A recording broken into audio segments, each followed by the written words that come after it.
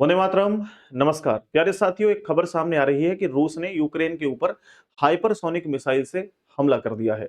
Hypersonic missile बहुत खतरनाक missile होती है, इसके बारे में हम लोग इस वीडियो में जानेंगे। आप लोग जानते हैं कि रूस और यूक्रेन का युद्ध सालों से चल रहा है। पिछले महीने की बात करें तो 28-29 तारीख को यूक्रेन ने रूस के ऊपर कुछ ड्रोन दागे थे, जिसमें बताया जा रहा है कि पुतिन के जो राजकीय आवास है उसके आसपास भी कुछ ड्रोन देखे गए थे। यानी पुतिन को मारने की साजिश ये बताई जा रही थी, जिसके बाद जवाबी कार्रवाई रूस के द्वारा की गई और हाइपरसोनिक मिसाइल से अटैक कर दिया गया है यूक्रेन के ऊपर। सिलसिलेवार तरीके से इस वीडियो में पूरी कहानी को समझते हैं। मेरा नाम है विवेक चौधरी और आप देख रहे हैं कंपटीशन गुरु यूट्यूब चैनल। चलिए देखते हैं। और साथ ही साथ हम इस वीडियो में ये भी जानेंगे साथियों कि क्या आने वाले समय में रूस न्यूक्लियर वेपन का इस्तेमाल कर सकता है, क्या परमाणु हथियारों का इस्तेमाल इस युद्ध में कर सकता है या नहीं, क्या रणनीतियां रूस की आने वाले समय में है, सारा कुछ इस वीडियो में सिलसिलेवार तरीके से जानते हैं। साथियों, जैसा कि मैं आप लोगों को बता चुका हूं कि रूस का अगला कदम जो है हाइपरसोनिक चेतावनी है, जो कि एक मिसाइल को दागा है यूक्रेन के ऊपर। और ये मिसाइल यूक्रेन और पोलैंड का जो बॉर्डर है वहां आकर के गिरी, जिसके गिरने से एक दूतावास को नुकसान हुआ और 4 लोगों की मौत इसमें हो गई है।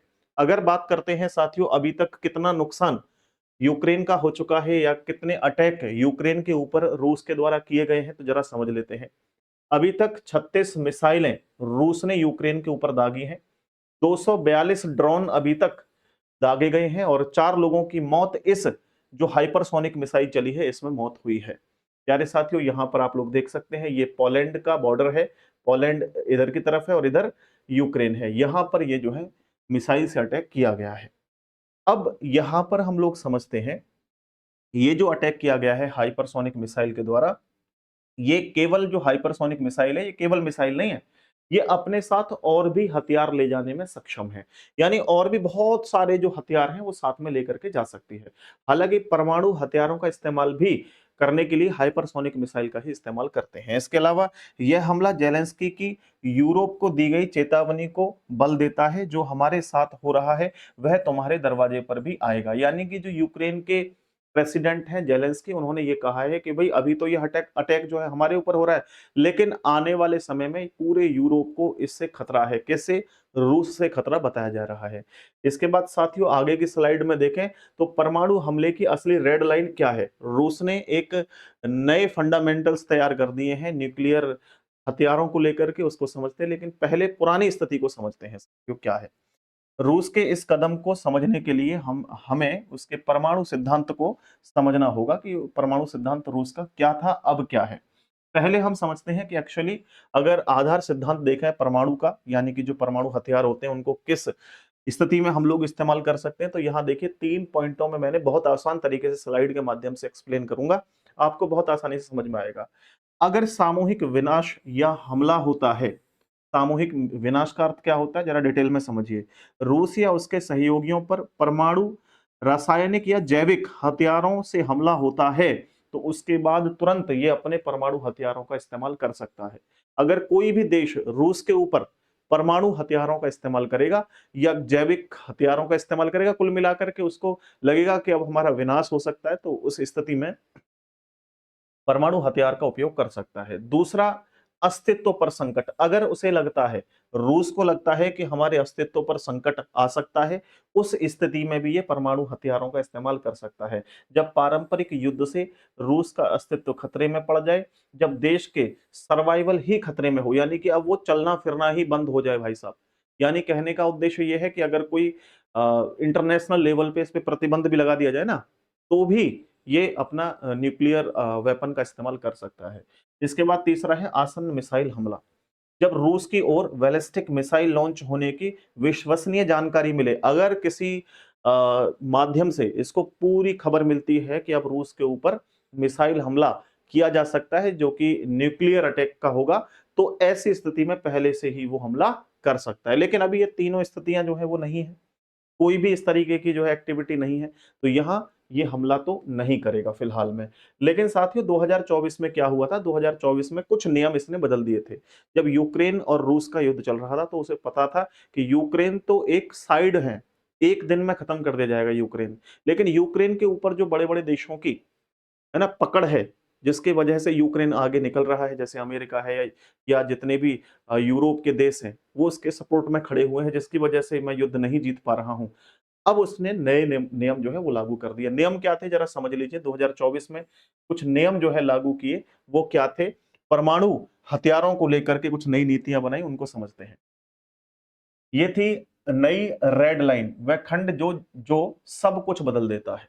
एक गैर पारंपरिक देश यानी गैर परमाणु पारंपरिक देश, यानी जैसे सपोज करिए कोई देश ऐसा है जिसके पास परमाणु हथियार नहीं है, जैसे जैसे यूक्रेन है, यूक्रेन के पास कोई परमाणु हथियार नहीं है, द्वारा किया गया पारंपरिक हमला। अगर मान लो यूक्रेन ने हमला कर दिया रूस के ऊपर, कोई बात नहीं, इतना चलेगा, युद्ध कर दिया, कोई दिक्कत नहीं, अटैक कर दिया, कोई नहीं। लेकिन जिसे परमाणु सशस्त्र राज्य यानी जिसके पास परमाणु हथियार हैं, जैसे अमेरिका है, अगर वो इसके समर्थन में आता है, यानी कहने का उद्देश्य है यूक्रेन ने अटैक कर दिया रूस के ऊपर, चलो आपस में युद्ध हो रहा है, अभी तक कुछ नहीं होगा, लेकिन जैसे ही किसी परमाणु संपन्न देश ने उसका साथ दिया यूक्रेन का, तो ये अब स्वतंत्र हो जाएगा भाई साहब परमाणु हथियारों का इस्तेमाल करने के लिए।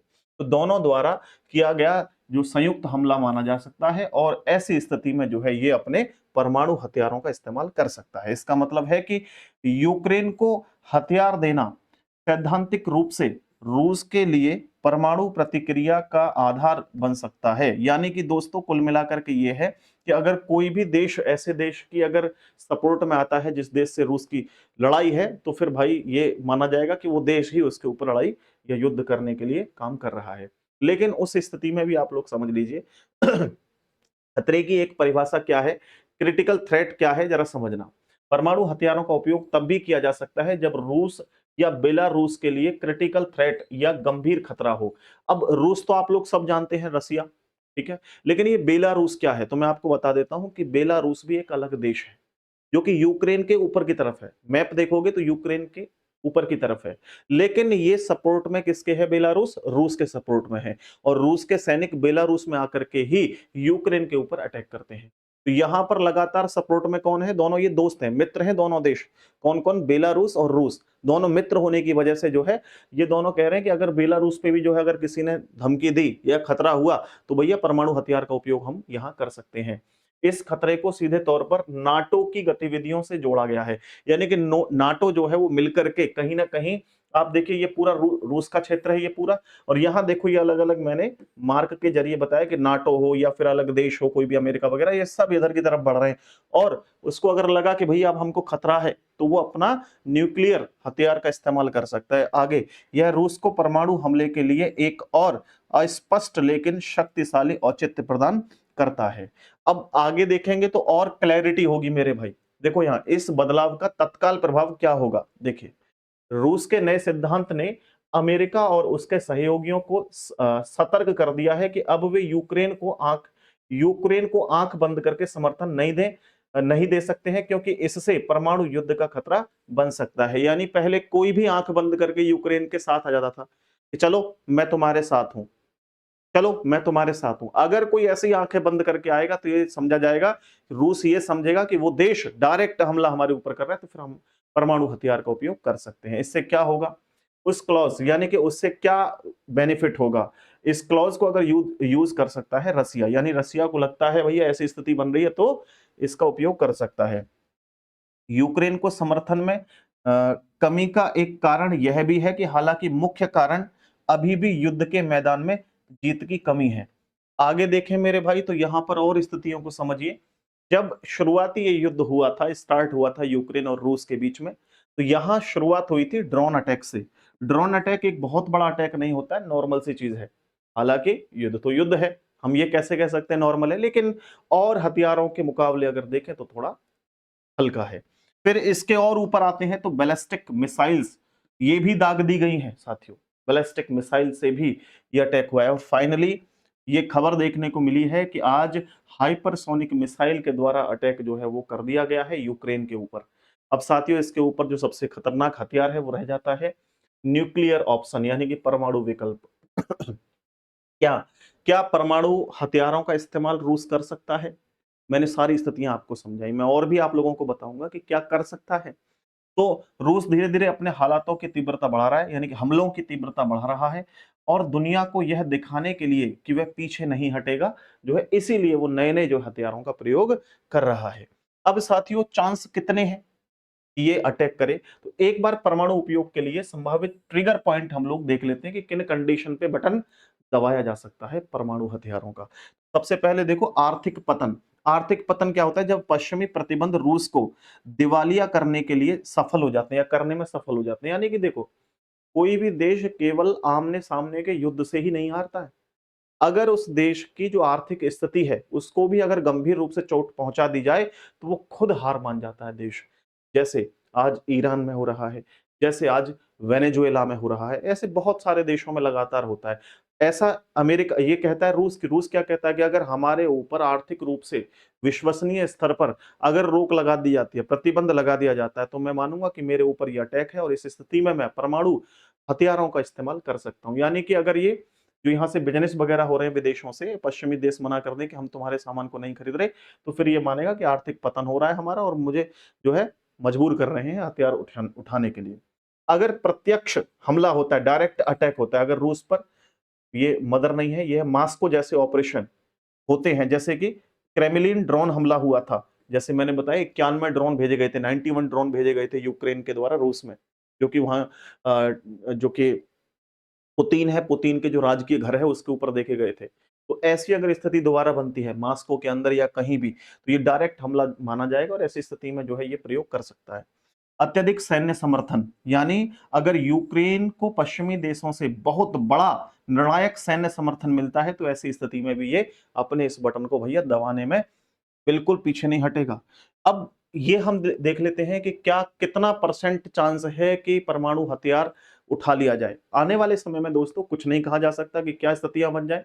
आज पूरी दुनिया में जो है इस तरह की स्थितियां चल रही हैं, जैसे मैं इंटरनेशनल खबरों को जब पढ़ रहा हूं, देख रहा हूं, एनालाइज कर रहा हूं, तो पा रहा हूं कि एक भारत ही ऐसा देश बचा है, मुझे लगता है कि जिसमें अंदर इतना जो है वो स्थितियां खराब नहीं है। बाकी आप भारत के पड़ोसी देशों में भी आप देखोगे तो स्थितियां बहुत भयानक हैं।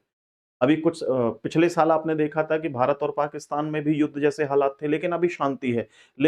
लेकिन हमारे देश के अलावा जो भी देश हैं, वो शांति नहीं रख रहे हैं।